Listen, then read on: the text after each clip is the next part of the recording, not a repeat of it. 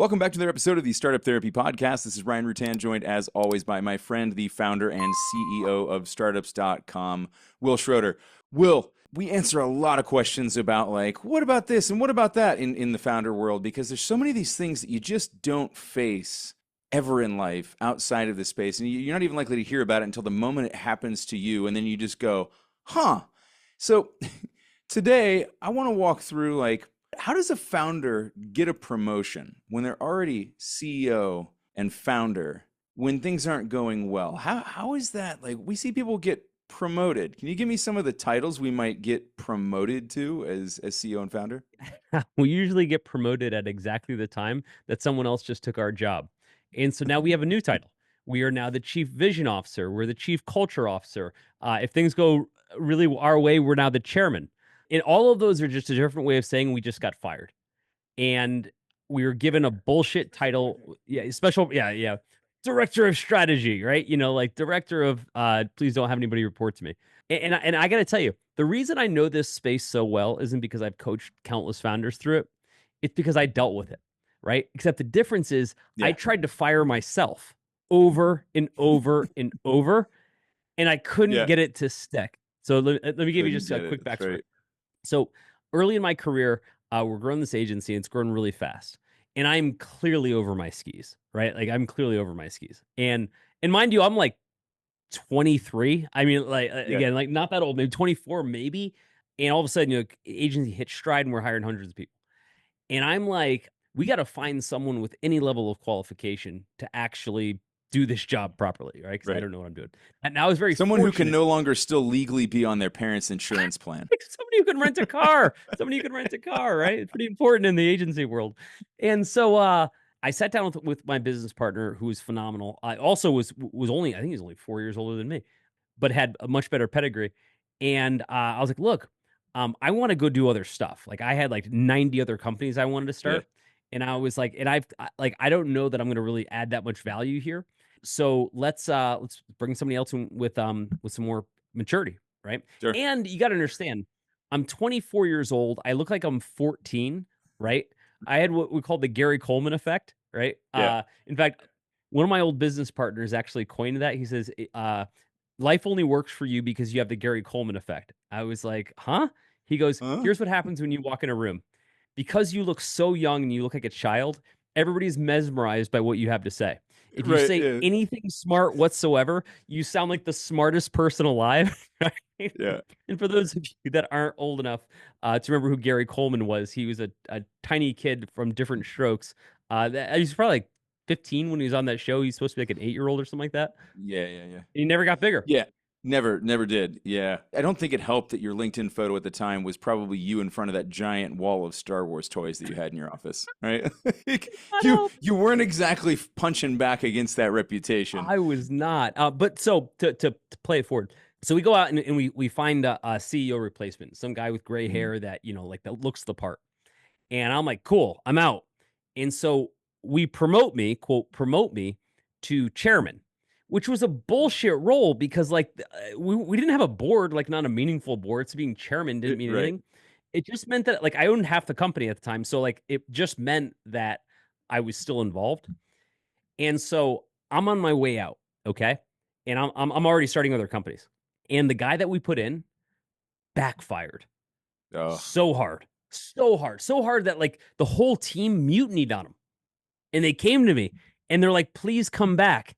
And I'm like, ugh. "Dude, I'm literally in the middle of starting another company, right?" Yeah.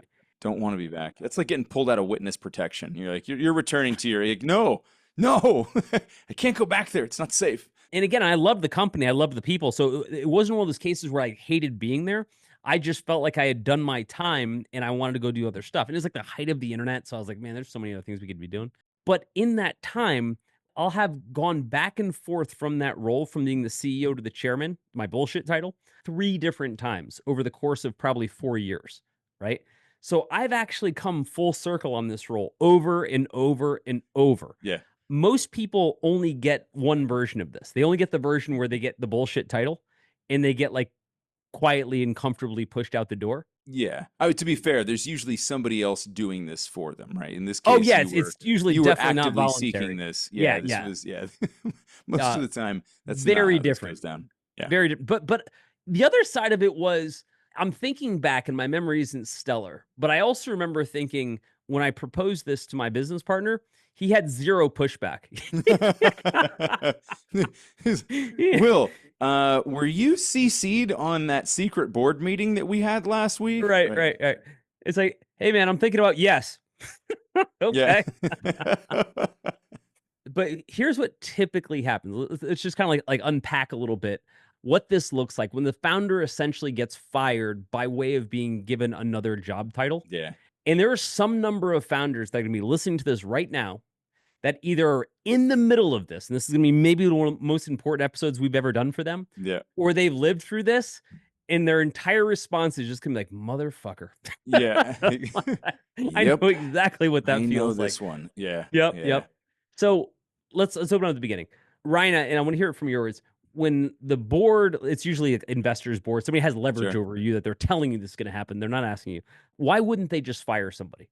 Oh, I don't know. Equity math, moral optics, brand risk, knowledge transfer, litigation fear. Like, dude, there's like, That's I a can quick go on. I list. can go Yeah, for the that is a rest of quick the, list. go on for the rest of the episode. Like, there's so much downside Let's to dig into just a couple like, categories. it's not the place we rip the band-aid off because that's not ripping a band-aid off. That's like ripping the surgical clamps off, right? That doesn't end the same way, right? That ends up with a huge mess. And look, the boards want to avoid splash damage. They want an air lock, not an air strike, right? They Right. want this to be like, yes, tactical, but like well contained with as little collateral damage as possible. So that's why they don't just outright fire you. Let's dig into some of those buckets, okay? Yeah. So I'll just throw these out randomly. Bucket number one, I'm probably going to say, is their fear that there's some sort of retaliation, escalation, blow up moment, right? Yeah. th- Yep. they need to shut you up or Right. just basically keep you contained. And a better way to do that in some cases is to actually keep you here.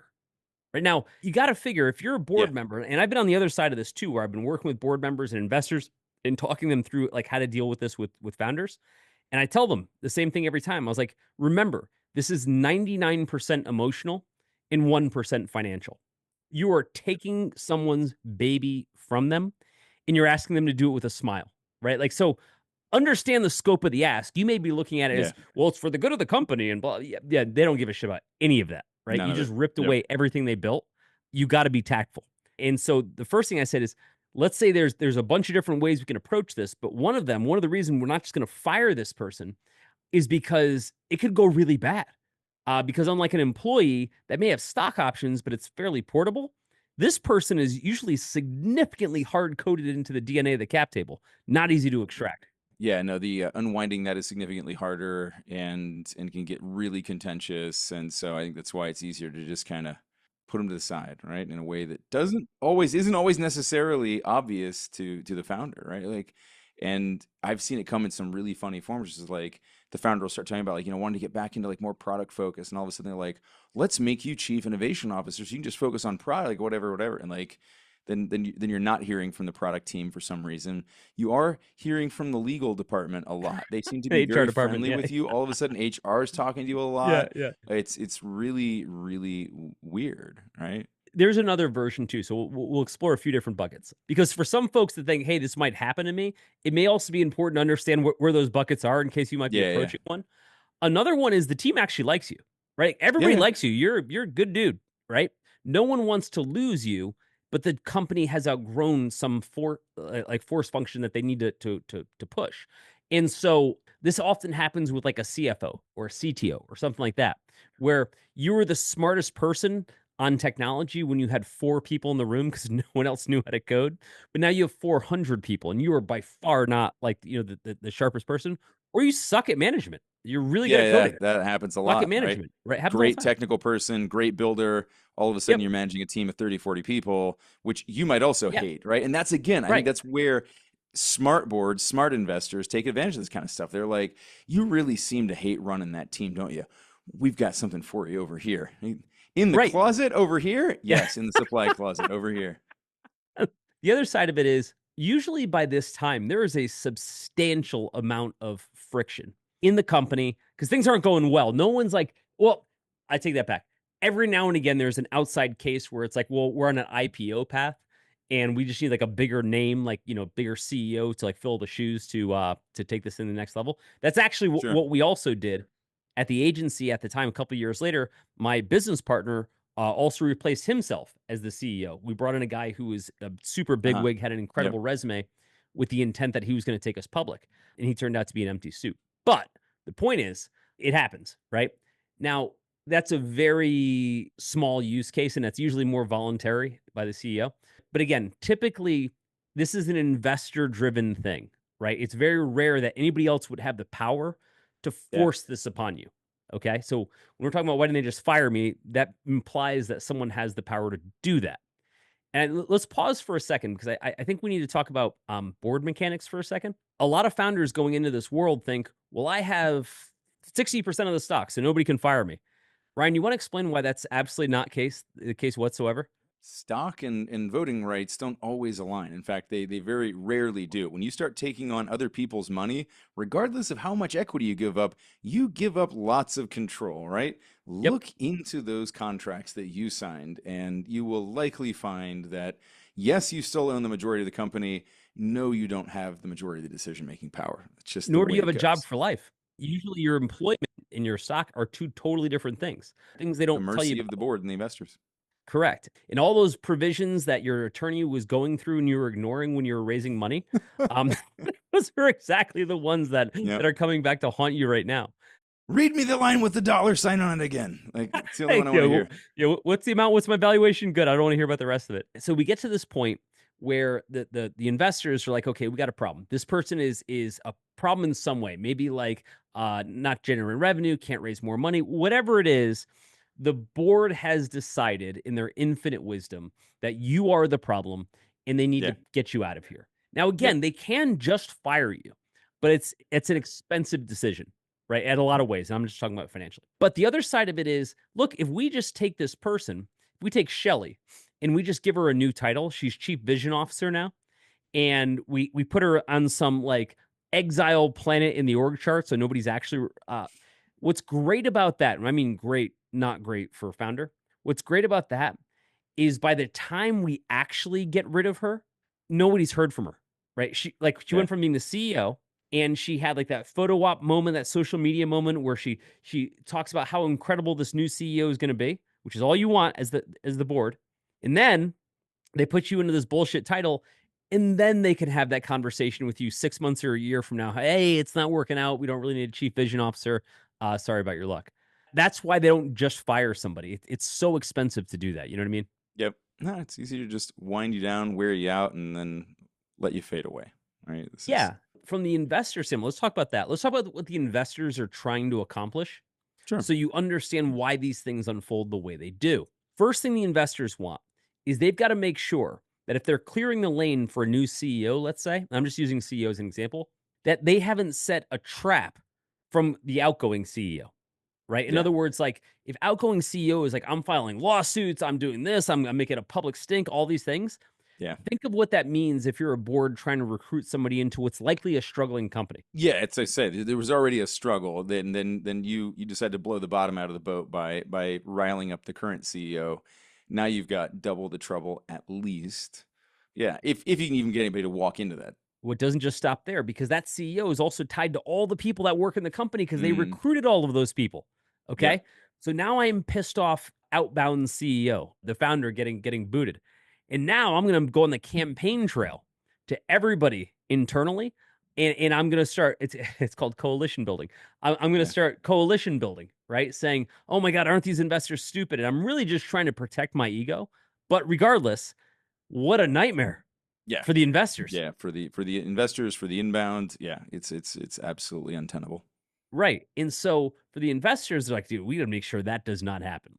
So if we put Will off in office exile and have no one report to him, but he still feels like he has his job, he's still getting paid, he still feels like he has a voice and everything, then that's a best case scenario for us. And that's why we didn't just fire him. Million other legal reasons and everything, but I mean, the optics really matter in this case. You know what I mean?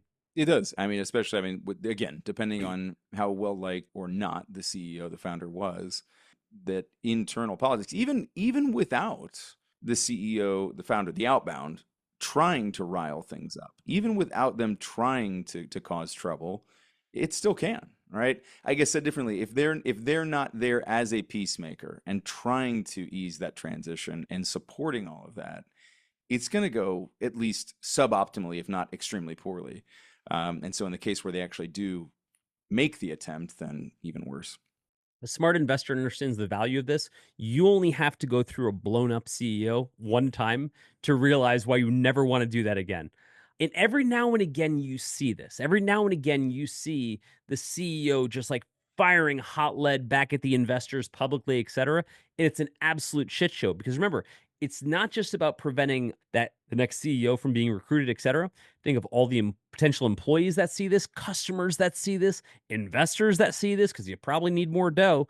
No one wants to do with that hot steaming piece of shit, which is something we're going to talk about a little bit later in this chat about kind of how that gives you a little bit of leverage. But if someone comes to me, a founder comes to me and says, "Hey, someone on the board seems pulled me aside, and it seemed like they were floating this crazy idea that they're thinking about maybe find another CEO." Ryan, what would you tell them in that case? Yeah, they're not thinking about maybe. They've already probably identified the candidates. Like by the time you know, all right, it's done for, right? That Yeah, is not an early warning sign. right. Yeah, the expiration date is already passed at that point. You're And it's on your hard to wrap way your head around, somewhere else.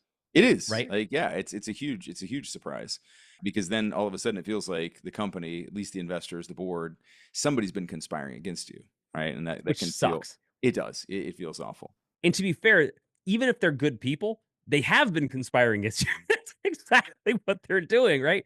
And maybe, to be fair, maybe for the right reasons. Like maybe Yeah. like you're the only person that can't see what's going wrong here.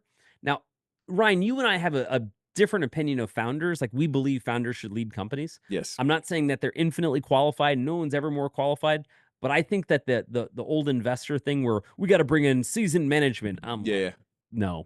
We got to throw a new quarterback in mid-season, right? Have they ever thrown this ball before? No, it's hard. Like, I think it rarely works out. That doesn't mean that it doesn't happen with some frequency, though, right? So I think that's the two things you have to separate. Does this ever work? Not really. Do they still try it a lot? Yeah. All the time because it Yeah. sounds like, hey, this person's 24. Let's get the person who's 54 and show everybody how management should run. And it's like, yes, they can do that. And again, we've done whole episodes on this. Yes, that we can bring in someone with more experience. It doesn't necessarily make them better, right? There's something very unique about the founder running a company that we've seen time and time and time again. And again, I'm Yeah. not saying they're like you said, Brian, that there aren't cases otherwise where someone brings in a very capable not founder, right? You could point to Tim Cook, you could point to Dara Yep. at Uber. Like there are cases where there clearly are people, but I would argue that by the time it got to that point, the company was that big. It's just big company at that point, right? Yeah. Yeah. Put whomever in it. I'm not saying Very, it's. very different. Yeah. Yeah. I'm not knocking their capabilities. I'm saying that's where the founder isn't as important anymore Right. because at Isn't that as point you're important. famous. And like in that case, the founder wasn't bad. The company outgrew what that founder was great at or what the company needed at that point, right? Tim Yeah, Cook. yeah, Also, like you have to recognize, like when we've said this before in the podcast, he wouldn't have taken Apple from 0 to 1 or 0 to 50, but he can take it from 90 to 100. He's a great ops guy, fantastic correct. operator, right? But like, it's not a founder. So, but let's go back to I just got this call. I just got this text. Investor just sent me something that seems a little bit off, right? I know things are a little bit tense, in the last board meeting, but I just got this message and they said, "Hey, we need to talk to you about see if there's another option to bring somebody in as a CEO." Just going to pause right there. No, like we said, no one tells you that unless they've already decided that they're going to do it. Okay. No one trial balloons that one. Okay. Yeah, yeah, yeah. So let's fast forward through this a little bit. But by the time you're getting that message, you can fight it and hopefully you win. You probably won't, but hopefully you win. Okay. But at which point the situation's gotten that bad, at which point someone's written up divorce papers, that's because they plan on getting divorced, right? You Yeah, can fight yeah. it, but you got to understand Like, how it got here. just in case we ever needed these, I'm gonna stick them in the safe next to the birth certificates. But just in case we ever needed these things, right? Like, yeah, there's a reason that happens. Yeah. And so at that point, the hardest thing for a founder to do is accept what just happened. Yeah, yeah. I'm divided on this, Ryan, because part of me thinks you should fight it. And part of me is like, I already know you're probably going to lose. So let's accept it in a way that's beneficial to us. What's your thought? Yeah, I think it's one of those where, like, as per usual, I'd want more information. Like, I'd want to be able to understand like what's actually going on, right? Is there some deficit in what the CEO and founder is doing? Is this really just opinion? Is there really any chance? I think this is what you and I are always going to come back to the same point, which is that is there actually a likelihood that whoever comes in next is going to be able to do a better job of this? Maybe the one thing you're fixing. I think we talked about this in other episodes. So I'm not going to beat this up too much, but yeah, they might like whatever that one deficit is that you're replacing that person for. What about all the other stuff that they were really good at? Is this new person going to also be great at those? Or are you picking somebody who does the one thing? Like, let's just say, I'll go sports. I'll go sports. You can't throw a slider. They bring in somebody who can absolutely, crush a slider. Can't throw a fastball. Can't throw a curve. Can't right right.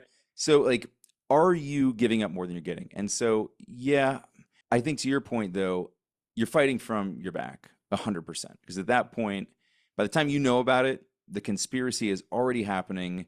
You are Yep. probably so far behind that mounting an offense at this point is going to be nearly impossible. You're just going to wear yourself out further. And as you said, and I think we'll get to it a little bit later, but there is some possible leverage for the founder in these cases. There can be some outcomes that get created.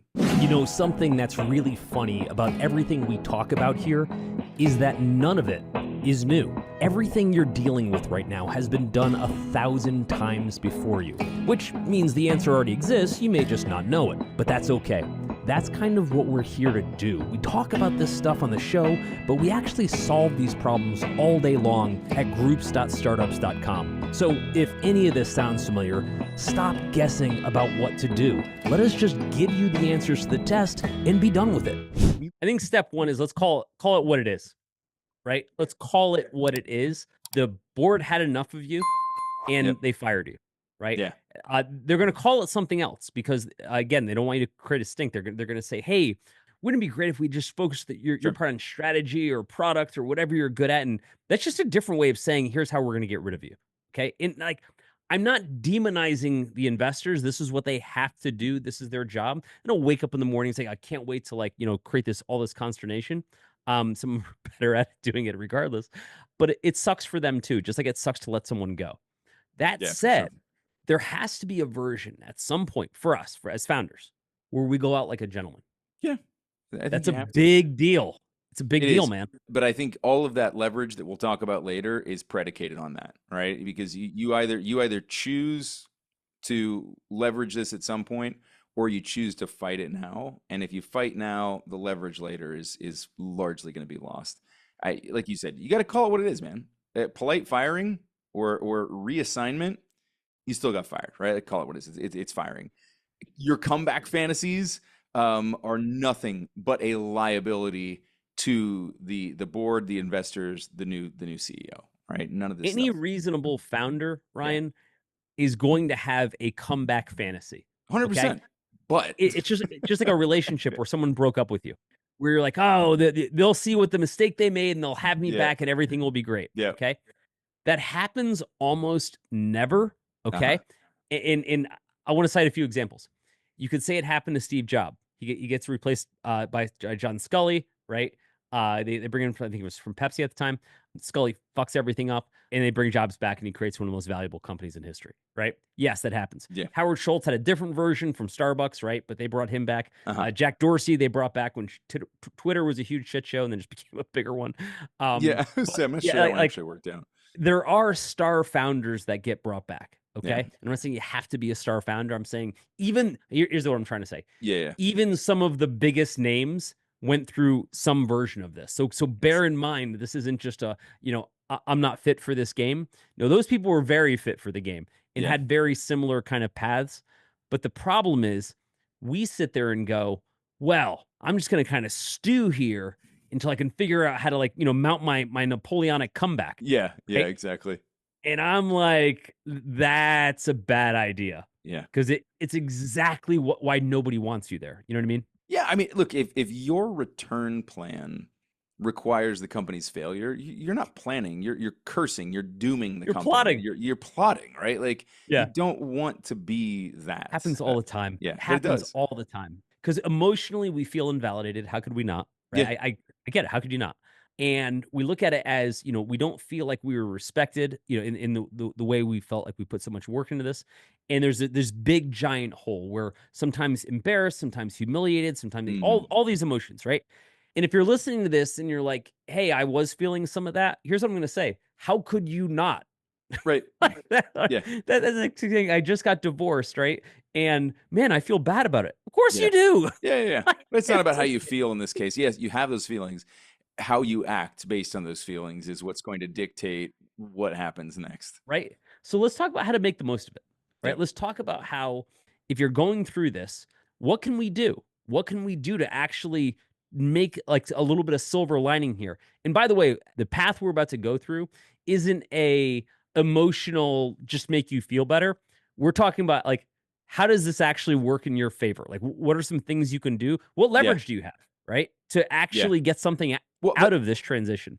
So hold on to that thought for a second, because this is an interesting point. What's your opinion on this? If you find yourself in this situation, let's say you haven't been outright fired yet. Maybe they're not even saying that. They're playing the coy game, and you have now been made chairman of the east wing of the building we don't even own, right? Whatever it is. Like you clearly you're like, I've just been put out to pasture.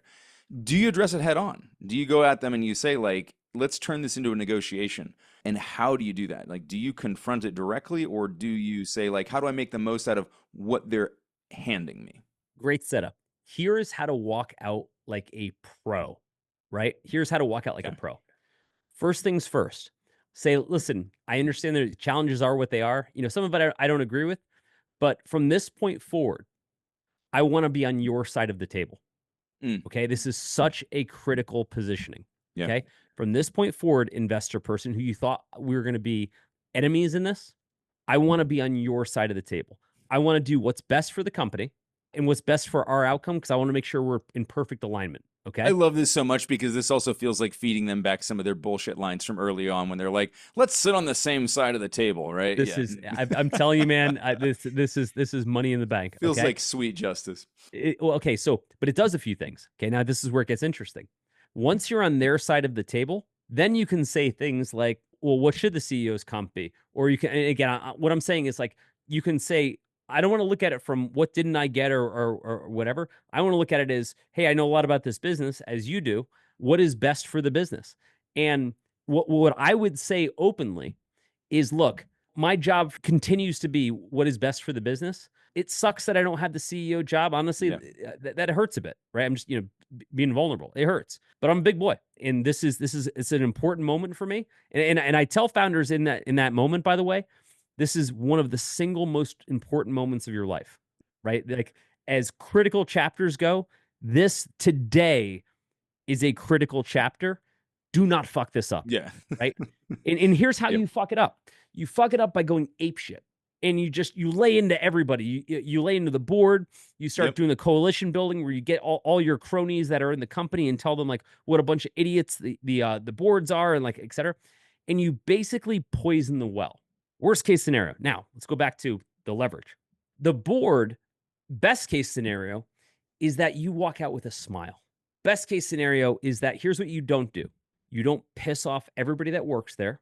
You don't piss off potential customers, potential investors, and most importantly, the CEO who they're trying to replace you with. Yeah. Look, they want peace. So this is how you have to figure out, how do you send an invoice for peace? Right? What's the price of peace? What is the price of peace? Yeah. Right?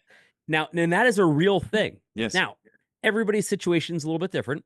Okay. So, like, if you just got caught embezzling, probably not the time to bring up what my price for peace is. Less leverage. Yeah, exactly. Less leverage. But if you're not being fired for like extreme cause like that, malfeasance or complete ineptitude. Yeah. Absolutely.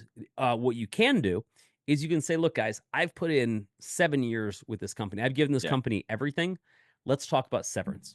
That's the position you want to talk about. You want to talk about your exit as severance. Okay.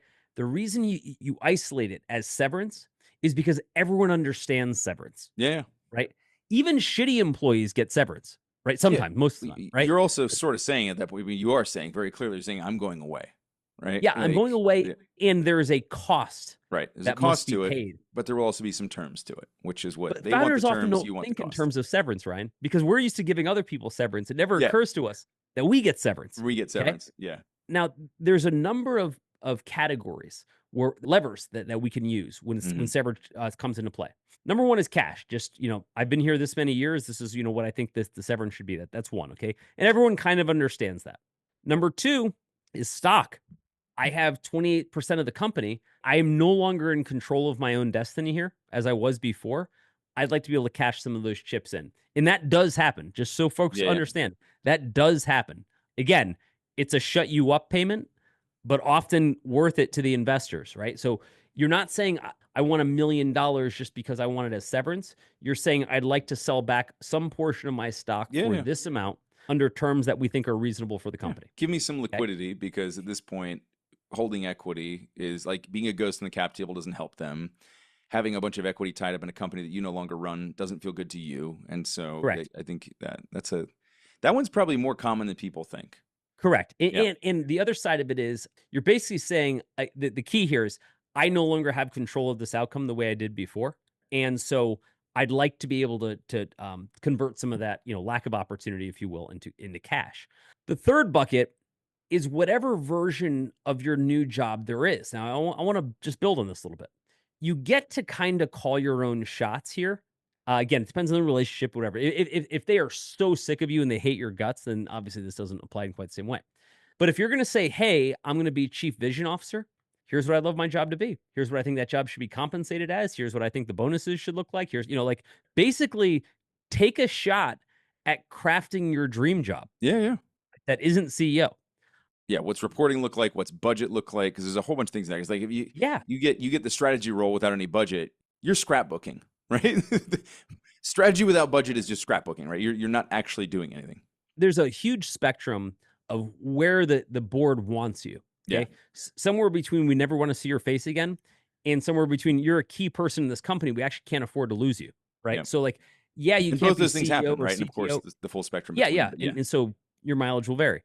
That said, I think that in order to make the most of it, there's another side of this that has nothing to do with the board, which is calling it what it is and being like, I'm going to wake up tomorrow and this is going to be someone else's problem. Mm-hmm.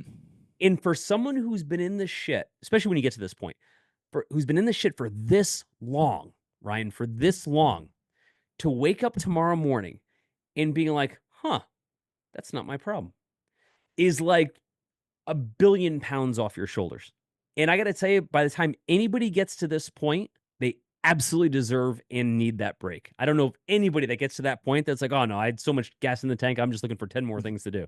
Right. Yeah. Right? Yeah. No. Yeah. I would say, even if you were energetic right before that situation occurred, how many founders do you know that get that call from the boards and they're just like super energized after the fact? You know what happened today? Man, finally, the board has decided to fire me. Now they're going to call it something else, but I'm actually getting fired. I couldn't be happier, right? Right. I'm sure there was somebody out there where that did happen once, but definitely not the norm. You've got to use a tremendous amount of diplomacy, which is hard to do because you're so emotional. Okay. Yeah. So everyone in the company is going to know what happened, and that's humiliating.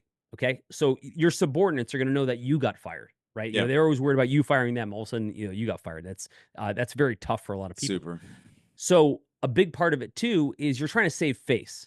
You're going out of your way to try to make big announcements or, like kind of flex what's left of your authority. And the reality is you're dead man walking. Yep. Right. I actually had the president of our company, who I had hired, when I walked into a meeting, and she was like, "Well, what are you doing here?" And I'm like, "I'm sitting on the meeting."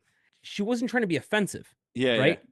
She actually meant like everyone knows that like you're done. What are you doing here? And I was like, damn, I didn't get the memo. Right. I thought I was needed here, and I'm not. And I didn't have to be told that twice. I just went off and had fun. But I guess what I'm saying is there is a version where the benefit here, the silver lining, is a respite.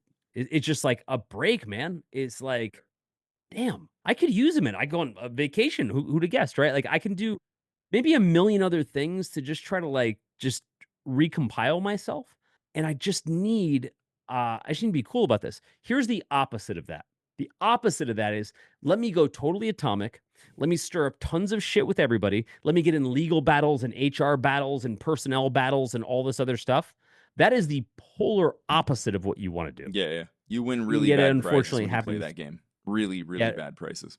Yeah. Yeah. Now, look, there is no future in the chief vision officer.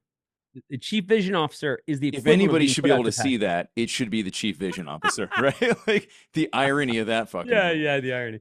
But this move is not a promotion, right? Correct. This move is you're being put to pasture. Yeah. And if you're not sure of it, ask yourself, how much control do I have at this point? Right? How much control do I have at this point? How many people report to me? That's usually a big Yeah, sign. that's a great one. Yeah. And if I leave tomorrow, will anything change meaningfully? Yeah. Will this thing just be fine? Right. And if Not the for answer you, is for the company. yeah, that's what I'm saying, right? So I think for a lot of us, there's this postpartum that comes with this, right? Where we have to just wrestle and live with what just happened. And it's hard, super hard. There's no version where you're just such a pro and you're so divorced from emotion where you're just like, oh, I guess that happened. I guess I'll just move on to the next thing, right? Like, Yeah.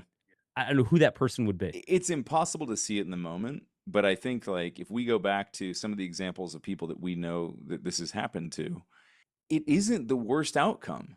The worst outcome is that nothing happened and that statistically what happened to your startup happened, like most of them don't work, right? Like that the company just ends up failing as a result and you walk away with nothing, right? Like that is one of the potential outcomes. Now, of course, like maybe that isn't what happened, but let's call it what it is. Like if you can play this right and you can get something out of it, is it the exit you always dreamed of? No. How often do we get that one anyways? It's something. So I think if you can get to that point, right? Like, of course, the feelings might be what the feelings are. If you get to that point where you're like, look, let's land on some severance, all right? Let's figure out what that looks like. After that, I'm happy to help if we can lock in scope, budget, and a runway for handoff. I'll enable the handoff, but I'm not going to stick around for a 2CO experiment. You don't want that. I don't want that. Like, let's make this work. It can be a decent outcome, right? To your point, you get some money, you get some rest, you get to shirk and shed a whole bunch of responsibility that has been absolutely nobody but yours for a long damn time. Yep. It's not the worst thing that can happen to you. The worst thing that could happen is that they show your ass the door and they publicly humiliate you. Like that's the worst thing that could happen, and they sue you, right? And by the way, you could go from it could have been good to that outcome 100% based on your own reaction. That's it. Right. Yep. Like if you go nuclear, you'll just get nuclear back. Yeah. And you're like, oh, I don't care. I'm fighting for this company. I built this company. I get it. And I'm not They don't saying have any like, option at that point because you've taken away the cool path, right? They're like, well, right. If you would have gone quietly, we could have worked out some stuff. But at this point now, it's actually in their interest. They have to make you look like a giant asshole at that point so that they can fully justify getting rid of you and move on as quickly as possible. Total disaster. Best case scenario would go something like this. You get that call late at night from an investor that just wants to have a chat. You quickly understand what they're actually saying. Because again, at which point they're saying, hey, maybe we should look for some other options. It means that they've already looked for other options. And while it may sound like an ask, it ain't an ask. And by the way, if you want to keep a CEO, the last thing you would ever say is maybe we should look at other options, right? Like that'd be the last thing you would ever say to them. So again, perfect path. You catch this quickly. You see the writing on the wall.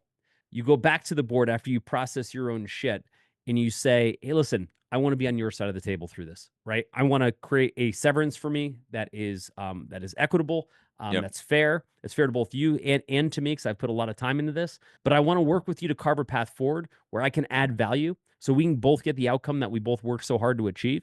And I can help support the organization however I can. Those are the dream words that an investor wants to hear. By the way, say them even if you don't mean them. That's what I was getting at before, man. It's like, even if this isn't exactly what, even if you feel completely different, right?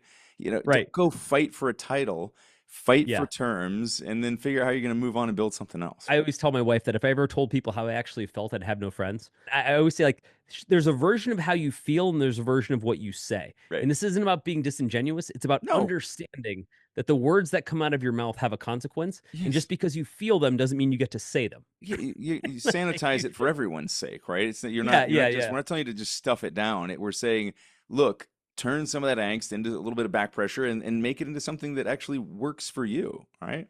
But if you just uncage the lion from minute one, you just get a bloodbath. That's it. That's all it's going to happen. Most people don't have that self-awareness and or self-control to be able to do that. So that's usually where our coaching comes in. We're like dude, I know you're raging pissed right now. If you stay this way, you're about to engage in the worst possible outcome. Well, I think that's why this is such an important episode, because I think that most people, when faced with that call, don't know the rest of what we just described is even an option. They think it's fight or roll over and die. Right? They don't assume that there's any middle ground, any path forward that doesn't involve either humiliation or some sort of victory, right? Where they're like, I will fight until, right? Yeah, no, you won't. And every now and again, it comes full circle. Yeah. Okay. Every now and again, it comes full circle. And the board realizes that you were the best person, and they call Steve Jobs back. They call Howard Schultz back. They call Jack Dorsey back, right? I actually just saw this last week. Shit, it wasn't Zillow. It was some company in that space. And they just brought the founders back, and they said, well, now we're back in founder mode, right? And, you know, because that's founder mode cliche right now. Oh, yeah. Yeah, but they brought back in the founders, and like, you know, that's supposed to change some things. That's a publicly traded company, so stakes are higher. But my point is, there could maybe tiny % chance be a chance that mom and dad get back together, but it's fairly low, so we don't plan for that. We're saying it could happen, but the way it doesn't happen is you set fire to everything on the way out. The way it does happen is you are a good soldier. You say, look, not an ideal outcome. I'm going to maximize my upside here, but most importantly, I'm going to maintain my relationships and reputation, which, by the way, speaks volumes to all the people that work for you as well. Yeah, right? 100%. You know, just being able to say, hey, I've got the humility to be able to say sometimes, you know, I made the wrong move. I'm going to just sit on the board like I normally would. And I'm not going to be an a-hole about it. Like every time the CEO does something wrong, I'm going to, you know, like call him out about it. I'm basically just provide the best answers I can get. And if it looks like there's an opportunity in the future where folks have warmed up and they want to call me back in, great. Not planning for it. It could happen, but not planning for it. I think when we get what we call the severance with a smile, we just kind of have to call it what it is. But here's what I would say. If this happens to you, or if you see this coming, take the hint early, process it early, take the leverage early while things are still positive, put on that positive face. But more importantly, take this opportunity to reset, reevaluate, and take your next shot. Because for many founders, this isn't the end of something, it's the start of something else. And all of that has to do with how you deal with it right now. Overthinking your startup because you're going it alone?